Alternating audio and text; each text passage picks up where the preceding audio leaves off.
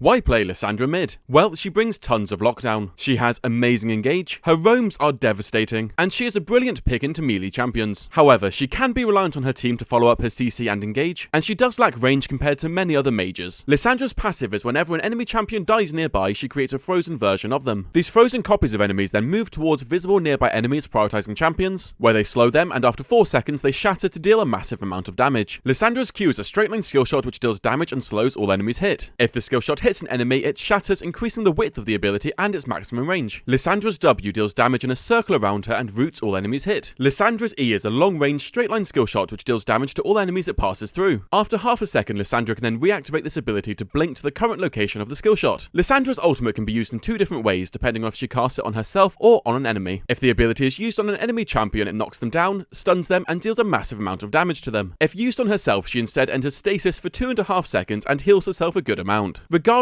if it's used on herself or an enemy champion, after it's used it will then create a field of ice around it in a circle. Enemies hit by this take magic damage and are slowed. For combos, her engage combo is to start with E, then reactivate E into her W. From here, auto attack into your ultimate, then auto attack into a Q. And a fun combo if you can start with your W is to simply use your W into your EQ, auto attack, and then your ultimate. For matchups, Lissandra does great into melee champions who won't be able to hide behind minions and she can easily bully them and push them in. However, she can struggle against longer range mages who she will struggle to engage on and can bully her. For runes, take this. Electrocute makes your burst damage amazing. For build orders, start ringing pots into Everfrost and tier 2 boots. After this, Azonius and Shadow Flame are great pickups before finishing a build with any of these as needed. For skill orders, start Q then W then E before maxing Q then W then E, taking ult whenever you can. For summoner spells, take Flash and Teleport. Starting the game, you can play in 2 different ways depending on the matchup and your jungler. If you believe with a gank you'll be able to kill your opponent, let them push towards you. Giving yourself more room in the lane to be able to engage with your E, and with your tons of lockdown, it will massively increase your kill threat, especially if you can time your engage and CC with a jungler gank. Otherwise, Lissandra is amazing at pushing the wave in and either going for free backs or looking for roams. Of course, as the mid laner, your main focus is always going to be on farming, and the best way to get easy farm is by taking good trades and getting off free poke. When poking, if your opponent is ever in their minion wave, throw out a Q. With it shattering through the minion wave, it's incredibly easy to hit, and the slow helps to stop their trade back. And when looking for trades, if you can ever start with your W, simply just dump all your buttons on them. But of course, if your E and W are on cooldown, make sure you play safe until they're back up. And of course, when you hit level 6, you have a massive amount more CC and kill pressure. So either get your jungler to gank you for an easy kill, or look for a roam to a side lane. Entering the mid game, your bot lane will come mid, which puts you into a side lane. Push out the wave as far as you can safely before grouping for objectives or looking for picks. Entering late game teamfights, you can play as your teams engage. You can choose to either go in with E and then ult something important and then full combo them out of the game, or going in by ultimating yourself into Zhonya's if needed is a great way to engage. From here, not only have you damaged and slowed their entire team, but in addition your W will CC their entire team with your Q slowing them. If you're not playing as your teams engage, play as the backline carry until you can E onto something important.